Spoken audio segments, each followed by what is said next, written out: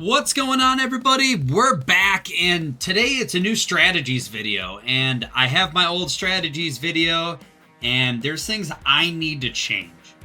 It's time to grow. My chat kind of called me out on it. I couldn't get over this hump. I'm just losing. I'm getting frustrated. I'm swearing a lot. We were swearing quite a bit, but it took us 6 hours on stream today to go from Elite 2 to Elite 3, and it happens. You kind of get into this lull. We kept going back and forth. I just couldn't figure it out, really. And if you look at my recent games, you can really see, what the issue was. We literally couldn't string 2 wins together. Win, loss, win, loss, win, disconnected, loss, win, loss, win, loss, win, win. Hey!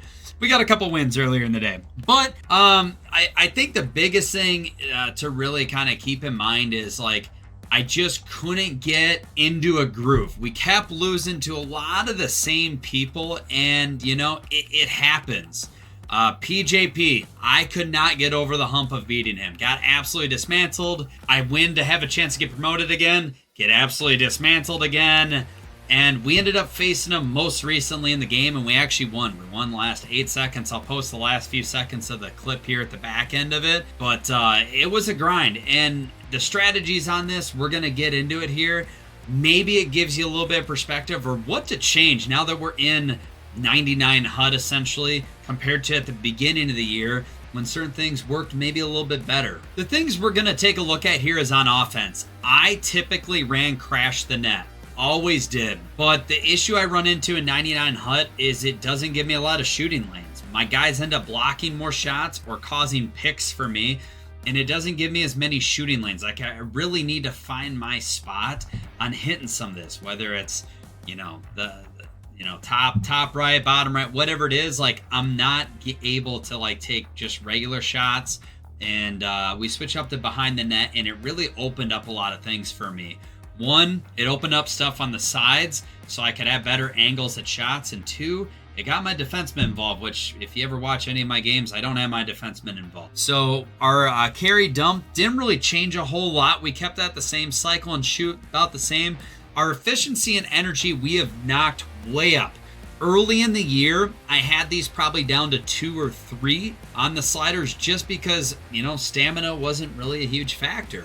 So I had the efficiency and energy pretty low for my first 3 lines, and my last line I'd have higher up. Well, now I have these set at about 7 or 8 for my first 3 lines and at 10 for my 4th line. We're in 99 HUT. 99 endurance is a thing. Your guys are going to get out there more. Make sure to update that slider if you haven't already. Don't block versus block. Quick release is a thing. It is what it is. I want my guys in a chance for my AI to get into shooting lanes and block more shots. Crank it up to 8 compared to don't block. Other than that, they're gonna, players are gonna pick their spots on what they want. And realistically, I kept it about the same for the first 3 lines. The only noticeable difference is on my 4th line. The efficiency and energy I've cranked all the way up to 10. Defensively, I used to have hold the line and pinch. I used to have stuff on pinch. Well, I now have it on hold the line. On pinch plays, they would get themselves out of position, and they would clump people together. So if you have unstoppable or truculence, you would just run right through not 1, but 2 people. Cycle and shoot. I have shoot on a lot higher now. I took hold the line and took it. I have everything on hold the line compared to pinch because defensively, we are getting completely out of position, and we would leave the middle of the ice wide open. So they would go behind the net. Your guys would naturally want to chase because they would want to pinch, and they would come out and they'd have an easy wraparound, or they'd have an easy wrister because nobody would be there to cover. Now it has them play their positions a little bit better, and it's paid dividends. It's really paid a lot. All right, team strategies. We're doing weak side lock. We were running 1-2-2 aggressive. I want them to have to get through layers. I pair it with the 1-3-1. I want them, if they're going to score, have to go through all layers of my defense. I want them to have to go through 5 players instead of 2. We were running before a 1-2-2 red, and they would get through that first line pretty easily. And it didn't give me a whole lot of help. And now we have stuff forced towards trap. My AI, even if they have truculence, which not the AI usually doesn't. I usually run the guy like a free safety. And I run it now more towards trap compared to forecheck. Now, what that means though is if you're on Xbox, it should be right trigger, like what you're doing to change your guy, along with right stick in. It will put you to the guy closest to the net. I have to do a better job at that, but as you do that, especially breaking out, it allows you to have a guy that's farther back. See how that right defenseman's already back at our own blue line? You need that. You need that guy that's kind of playing free safety to give you a shot at playing defense. Your center can be up there trying to heckle, and your left wing, left defenseman, right wing here is going to play that center line and really have to force him to go through 3 layers of defense. The center, the left wing, defenseman, ringer, and then your right defenseman you should be in control of. And with you having trap or forecheck, your left defenseman will come over and help trap, depending on what side they go through, because typically you're not going to see him go right through the middle of the ice. That is the biggest change that I have, and I'm running staggered now. Beforehand, I would run tight point. I'm running staggered. The reason for it, I don't see a lot of 1Ts as much, but it gets more traffic around the net. On tight point, I felt like the right defenseman was too far off, whereas now they're a little bit more in the middle. And now my defense will pick up on people more, especially when they try to cut to the middle of the ice. And once again, it's tougher to get through. Make them earn that goal. That's why we switched over to standard. We run standard offensive pressure. I've been running aggressive. I don't see anything from it, but we're doing that, and we're doing stay wide. The reason for stay wide on the quick breakout, especially on 2-on-1s, the issue I would see is they would almost hug the goalie. Now they're staying a little bit farther out. The benefit from that is, especially when you have quick release, the pass is going to get over and you're going to be able to do that. Whereas if they don't stay wide, say you're a little bit closer to the wall, what will end up happening is that guy will try to make up for it and get closer to the net on 2-on-1s.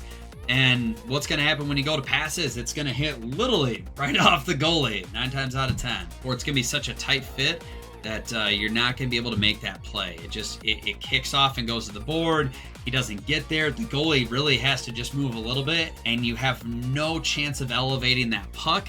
Take advantage of a lot of those guys moving up on the breakout that have these quick release things. I recommend doing stay wide. That's just me personally. Power play, I really didn't change anything. I have it set for shooting, face-off formation, normal. None of these things have really changed from the past. Offensive pressure standard, PP carry versus dump. I really don't see a difference in it. I'm going to be honest. My power play is egregiously horrible. It is garbage. I do better on the PK than I do the power play personally. I don't know if anybody else has this issue. I'm welcome to suggestions on it. 4-man power play, same thing. Try to get shooting, try to get as many lanes as possible. Standard offensive pressure. I don't want to be over committed, especially since you only have 2 lines to rotate through compared to them having 3 lines. PK, I still have it as diamond. Defensive formation, try to get in the shooting lanes and stuff like that. That's kind of how I'm running it and stuff like that.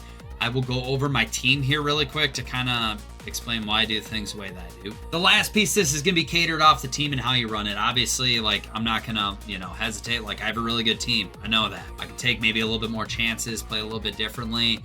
I will throw up some of the stuff I do have for you guys so you can kind of take a peek, screenshot it, maybe get some different ideas for some line combinations. But yeah, when it comes to this first line, I want quick release activated on almost everybody. Quick release, quick release, quick release, quick release, quick release, quick release, quick release, quick release, quick release, quick release. Doesn't have quick release, has quick release. So literally 11 out of my 12 forwards have either all-star or elite quick release.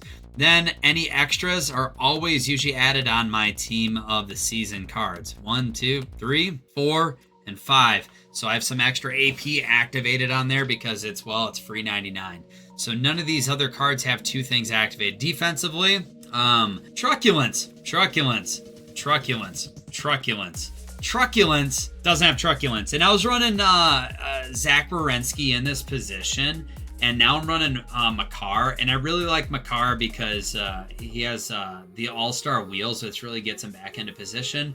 And I like that he's also a defenseman that I can really bring up to the play. That's why I'm doing it. Aiden Hill, I mean, he's a goalie. He breathes and stuff like that. But anything crazier over the top, nothing. I'm running my first and second line for the power play. I'm thinking of switching it to maybe my first and third line. So that way, even if we don't get anything, I can still run my second line or my fourth line compared to potentially getting some mismatches. My penalty kill, I'm going to leave the same. It's usually my bottom tier lines and stuff like that. So that way, when I come out, if I can kill the penalty, I can run my top lines. 3-on-3 is non-existent. Shootout, don't care. Extra attacker, sweet, woohoo. I'm not running international ice because, yeah, I don't do that crap. Other than that, guys, like, I hope this strategies video helps you guys out.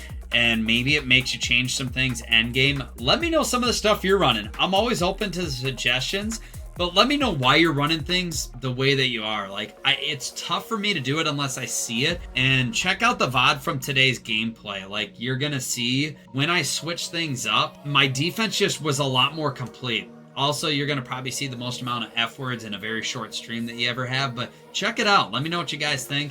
If you guys like it, subscribe to the channel. Hopefully this video helps you out and maybe it saves you time, especially if you're trying to move up the ranks.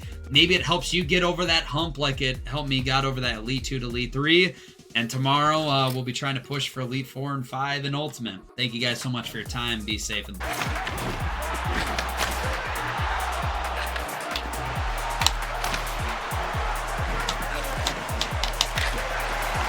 Can't pick it up, can we?